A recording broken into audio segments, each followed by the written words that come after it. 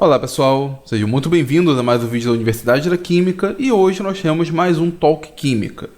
O Talk Química de hoje eu vou falar um pouco sobre o concurso para professor universitário. E por que eu estou abordando esse tema? Porque um número grande de pessoas, quando entram na graduação, quando começam a fazer seu curso de graduação, começam a desenvolver o desejo de um dia ser um professor universitário. Isso porque o professor universitário ele é um pouco diferente, ele tem atribuições diferentes do professor da educação básica. E a principal diferença disso é que um professor universitário, além de professor, ele também é um pesquisador. Então ele vai desenvolver atividades de ensino, vai ter que dar aula, mas também tem que desenvolver atividades de pesquisa. Além dessas duas, ele vai desenvolver outras atividades, como extensão, como orientação de alunos, algumas atividades burocráticas. Enfim, a função dele não é apenas dar aula. É diferente do professor da educação básica, que a sua obrigação principal é dar aula. Muitos gostariam de fazer projetos de extensão ou desenvolver algum certo tipo de pesquisa. No entanto, às vezes as condições para isso não são favoráveis.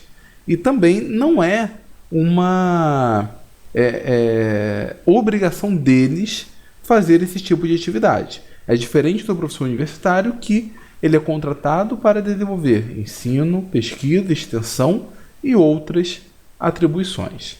Bom, mas vamos ao concurso. O que é necessário para eu me tornar um professor universitário ou um professor pesquisador em uma universidade pública? Os concursos variam de universidade para universidade. No entanto, eu vou tratar aqui os pontos principais que aparecem na maioria dos concursos. Primeiro de tudo, a grande maioria dos concursos abre para doutores. Então, se você quiser ser um professor universitário em uma instituição pública, é necessário que primeiro você tenha o doutorado completo. Em algumas situações, abre-se o concurso para doutores, só que ou ninguém se inscreve ou ninguém se qualifica e o concurso acaba sendo cancelado. Então, para que recrutem o maior número de candidatos, abre-se então um concurso para mestres. E aí o número de inscritos vai ser bem maior porque nós temos mais mestres do que doutores. Mas é necessário que você tenha no mínimo um mestrado. No entanto, o primeiro concurso sempre vai abrir para doutores. Bom, e aí, como que é o concurso? Como disse, varia de instituição para instituição, mas sempre vai ter a chamada prova de conteúdo. O que é a prova de conteúdo? Algumas instituições dividem a prova de conteúdo em duas etapas. A chamada prova escrita e a defesa de projeto. Bom, aqui se deve cada uma dessas etapas. A prova escrita é onde você vai dissertar sobre algum determinado tema. Então, como é que funciona isso? No edital, provavelmente, a banca vai já indicar alguns temas que poderão cair na prova escrita. Ou alguns apresentam esses temas um dia antes da prova propriamente dita. No dia seguinte, vamos supor que a prova comece às 9 horas. Então, ali será sorteado o tema da prova escrita. Vamos supor que seja teoria ácido-base. Hoje existe uma tendência a sortear pelo menos 3 temas. Então, seria teoria ácido-base, ligação química e compostos de coordenação. Normalmente, você vai ter ali 1 hora para estudar, na verdade não é para estudar, para rever os tópicos principais desses temas. Então você pode levar uma ou outra anotação, você pode levar, por exemplo, alguns livros. Então você vai ter ali 1 hora para abordar esses temas, para ler sobre esses temas, gravar o máximo possível na sua mente, e aí 1 hora depois você vai começar a fazer a prova. Então a prova não é com consulta. Em algumas situações você 1 hora antes pode estudar um pouco mais sobre esses temas. Na verdade, é fazer o ajuste fino sobre esses temas e depois dessa 1 hora, você vai começar então a dissertar sobre esse tema. Como? Tudo que você sabe sobre eles.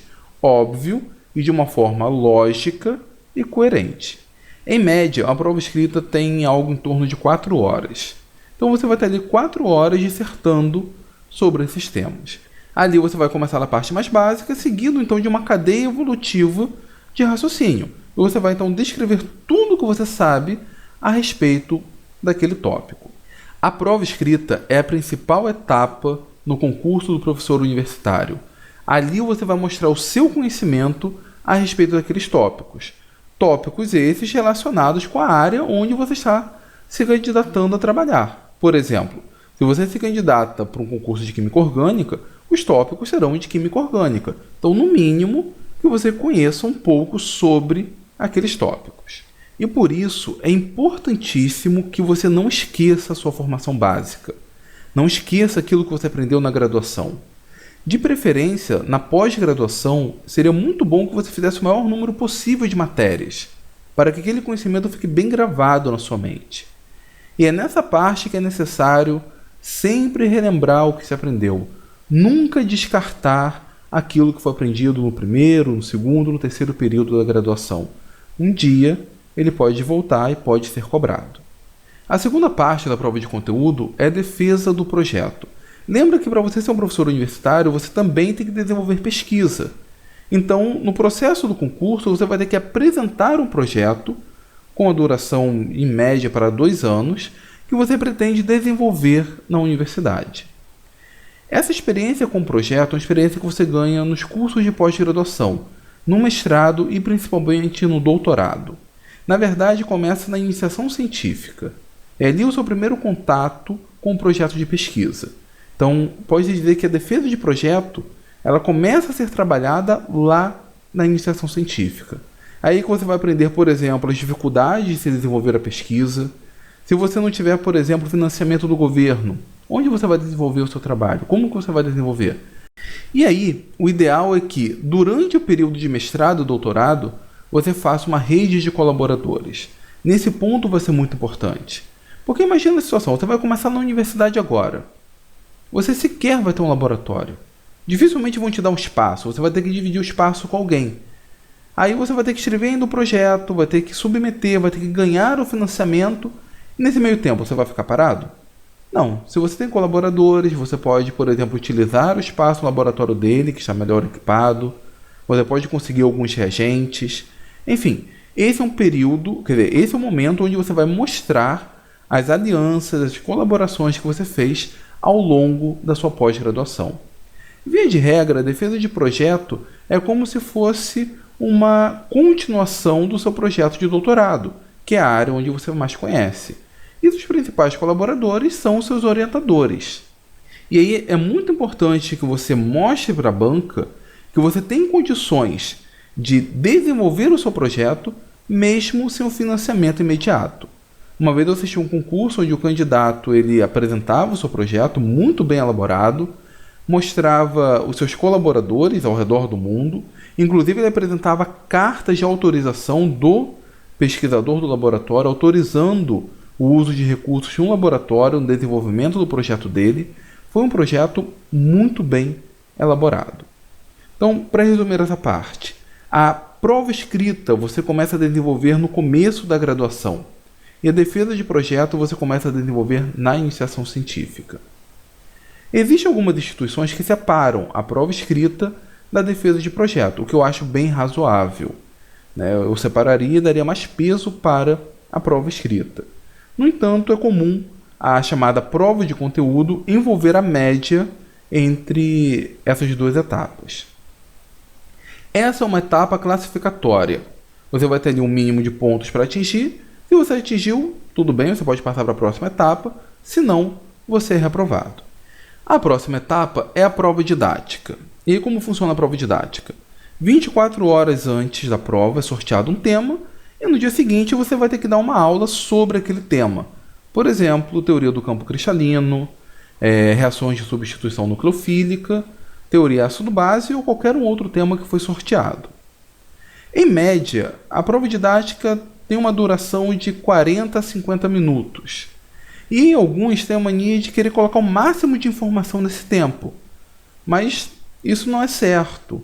Na verdade, tenha em mente que você está fazendo uma simulação de uma aula.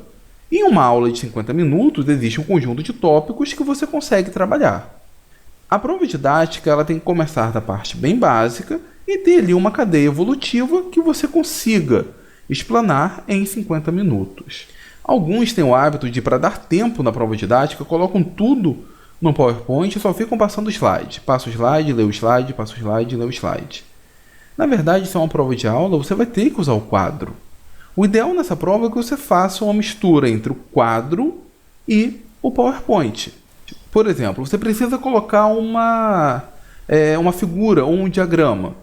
Talvez você desenhando no quadro não fique muito bom, leve muito tempo. Então você mostra o diagrama ou a figura no slide.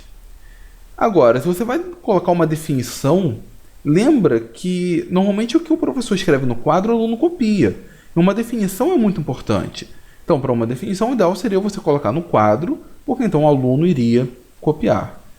Você tem que ter um equilíbrio muito bom na prova didática. Você tem que ser organizado, você tem que mostrar coerência no que você está falando, você tem que começar a desenvolver o tema e finalizar. Muitas vezes é bacana você finalizar fazendo um link para a próxima aula, porque é assim que deveria ser uma aula.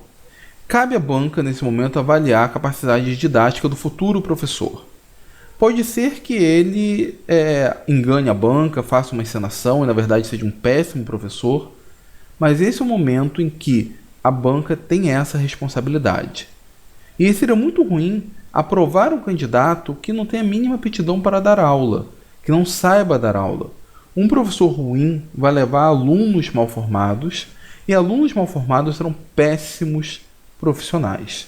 Se você não tem muita habilidade com isso, vale a pena então gastar tempo treinando, tanto para o concurso, quanto posteriormente quando você for professor universitário.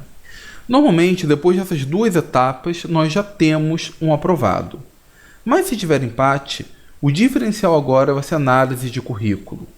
E aí, o currículo é entendido por artigos publicados, livros publicados, orientações realizadas, participação em projetos, participação em bancas. Enfim, a banca lá do departamento vai pontuar cada um desses itens e aí você pode ter com o seu currículo o diferencial em relação ao seu outro concorrente e, portanto, ser aprovado. E aqui vale um conselho, principalmente para quem ainda está no doutorado. Muitas pessoas elas se preocupam muito em fazer o seu currículo, o que é o ideal. É bom que você tenha muitos artigos. No entanto, elas se preocupam tanto em fazer o currículo que esquecem da parte básica, que se esquece da prova escrita.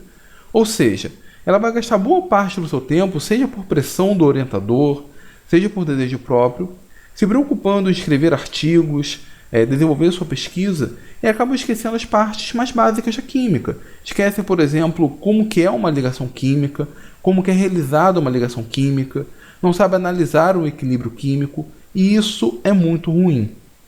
No concurso para o professor universitário, a principal parte é a prova escrita.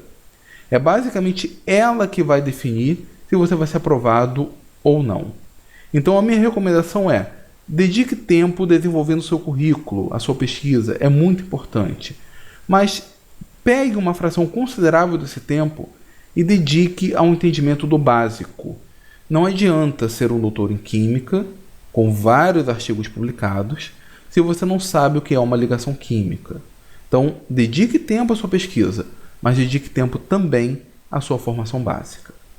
Bom, pessoal, a maioria das universidades segue essa sequência de prova escrita, defesa de projeto, prova didática e análise de currículo.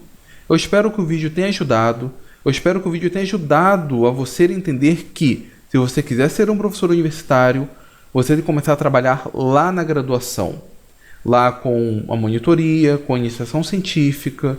Você vai começar a produzir o seu currículo e isso vai te ajudar muito lá no final para você ser um professor universitário, um professor pesquisador. E aí deixa eu aproveitar esse finalzinho para fazer uma propaganda. Caso você esteja se candidatando a ser um professor universitário para qualquer lugar do país, mas esteja com alguma dificuldade, algum tópico, não consiga, por exemplo, abrir o livro, se concentrar e estudar sobre aquele determinado tópico, está muito enferrujado, ou tem dificuldade em algum tópico da prova didática, vocês podem contar com a ajuda da Universidade da Química, pode contar com as consultorias online da Universidade da Química. Para isso, basta ir lá no site, no www.universidadedaquimica.com.br e ver como funciona, ou me mandar um e-mail, universidadedaquimica@gmail.com. Nós podemos conversar e eu posso te ajudar a se tornar um professor universitário. Eu espero que vocês tenham gostado do vídeo, eu espero que tenha sido útil. Se foi útil, por favor, deem o seu like, compartilhe e se for novo por aqui, se inscreva no canal. Tá ok? Muito obrigado e até a próxima.